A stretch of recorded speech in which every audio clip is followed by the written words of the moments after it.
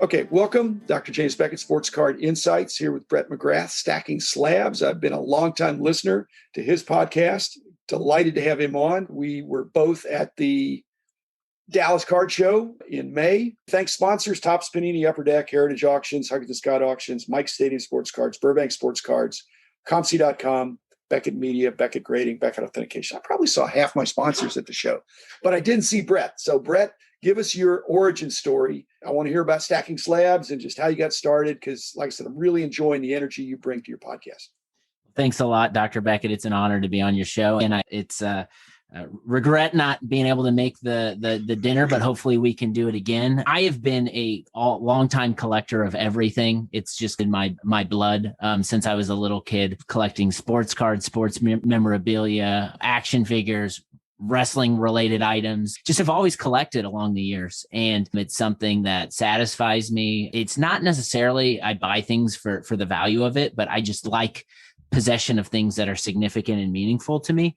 And as being a collector just my entire life, obviously, I think there's so many other people. There's been these waves of moments within the sports card industry, or as the hobby we call it, that I've had. And there's a down period. You go to college, you meet girls, you get married, you have kids, you get busy. And this busyness was happening as my life was transitioning, and I kind of got out of cards. But then about 18 months, 2 years ago, I started to get the itch again, because I would see things pop up on my social feeds. I'd see these things called breaks happening and so much moving and changing around me. And as a sports guy, I was like, I wonder what's happening with cards again.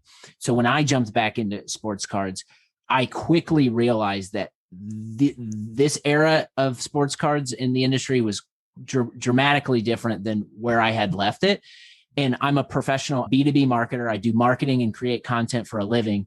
So as I jumped back in and knew I wanted to get in the weeds, I wanted to get involved, and this was a passion of mine, I wanted to also share my story of what I was learning along the way. That was the catalyst for starting Stacking Slabs, because I said, I'm not the only person in my age demographic who are having these same feelings and who are jumping back in, and it's confusing. So Stacking Slabs really was born out of the concept of, I do content for a living.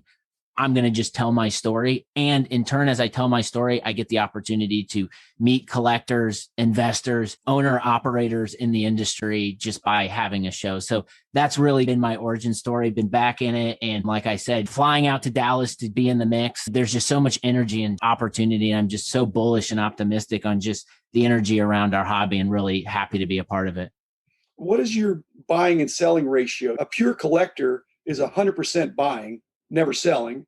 A flipper is 50-50. Everything that comes in goes out. Are you 80-20? Are you mainly accumulating and buying, or are you doing a lot of flipping or opportunistic buying and then holding on to it for a while and then selling it? So I think this is a part of my evolution. Over the first year I came back, it was like 100% buying, no selling. Then as I start to meet people, start to understand, start to see their grails, do discovery on them, ask them questions. Well, do you have just a cash reserve that you're pointing at, like sports cards? Like, how are you doing this? I'm learning that people, which I think is a strategy that I'm attaching myself to, where I'm doing now more selling, is this idea of consolidation, or looking out, and if you see a card you want and you might not ever see it again, buy the card knowing that you might have the money in cards to go cover the cost of that. That's the approach I'm taking now, where if I see a card, a perfect example of this is I recently got a DM from a collector in the hobby who knows I'm a big Colts fan, sent me a 97 Marvin Harrison PMG card, BGS 8.5. I saw the card. I knew I had to have it.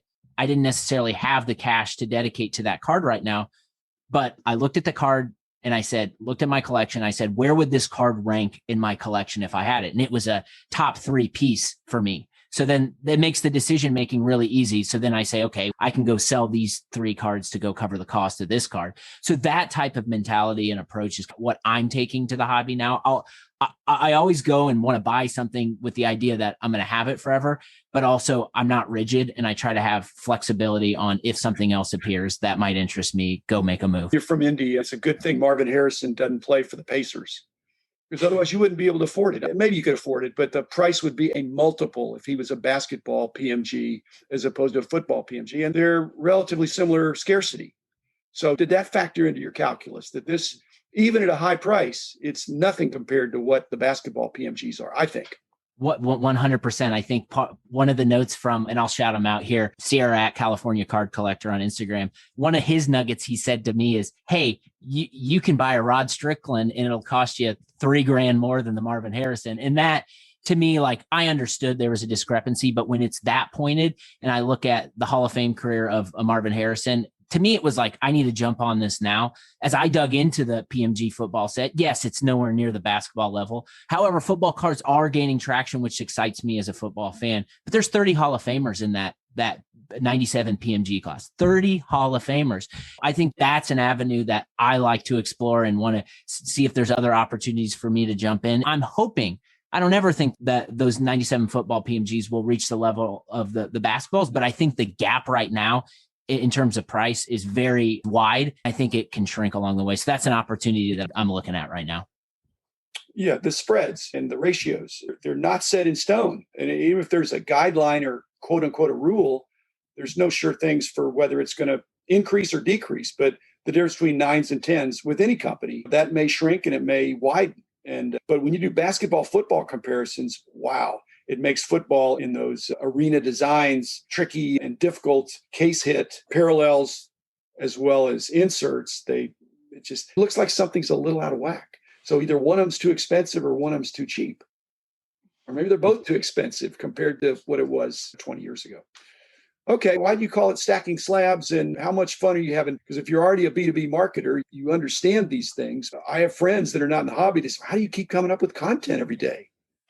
Not a problem, actually.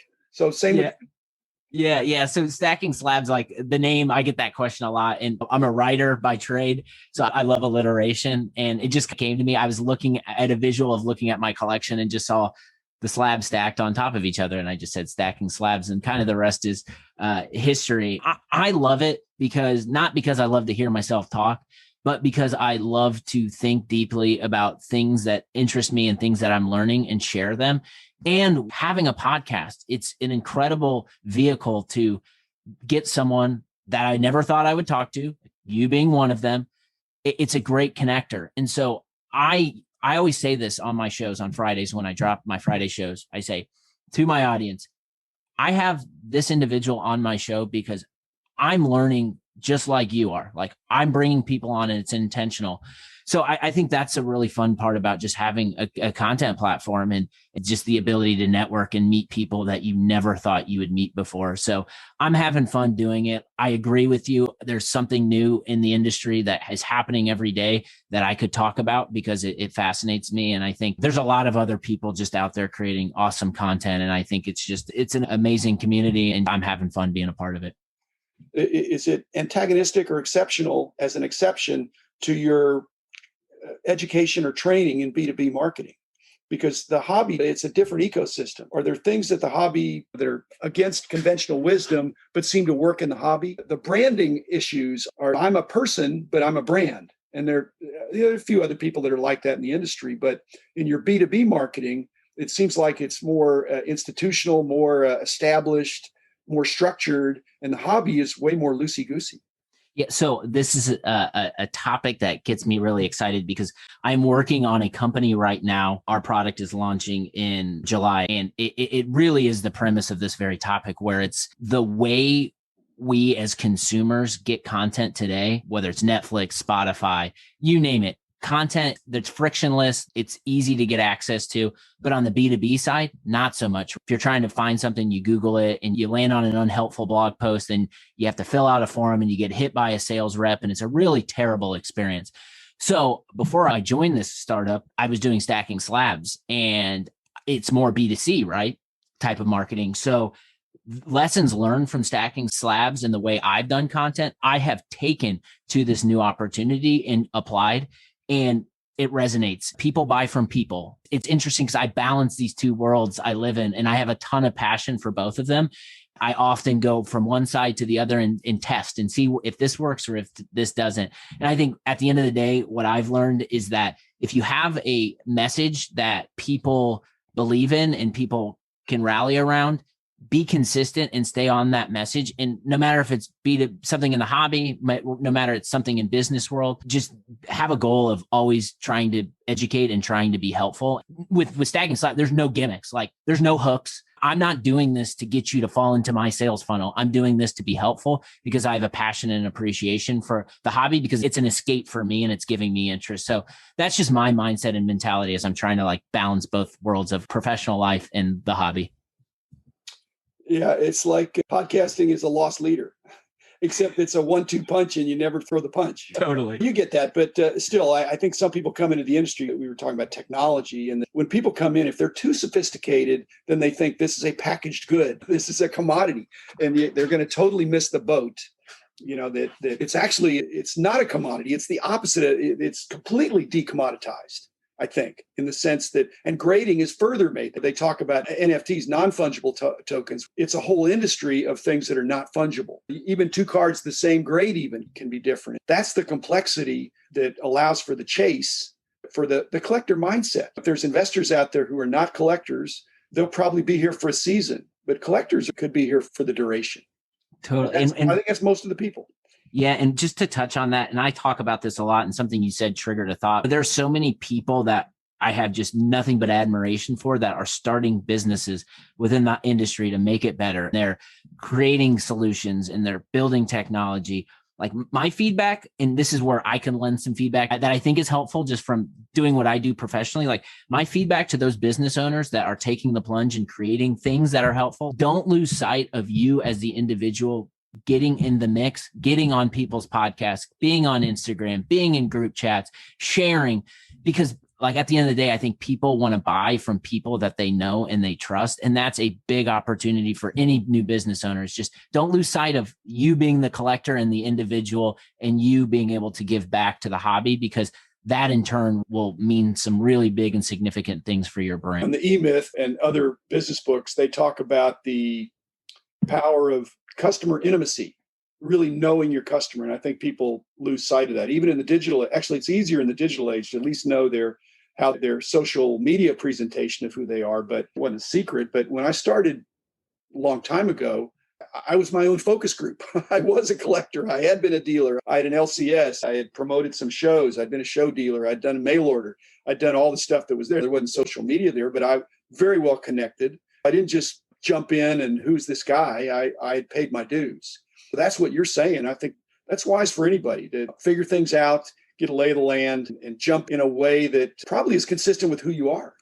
That the gifts that you have and your kind of expression. Some people are more analytical, some people are more relational, and it's better to be who you are and not try to be somebody else. Brett, thanks for being here, and thanks for doing Stacking Slabs. I think you're getting a similar enjoyment that I am. It's fun to connect and put stuff out there and see the reactions and then respond further. And it's always a work in progress. I think you probably feel the same way. Each week or each day is a new opportunity to not set the record straight as much as just get further along in the journey. So anyway, Brett McGrath, thanks for popping in. We'll do it again. Best to you in Stacking Slabs. And thanks, listeners. We'll be back again tomorrow with another episode.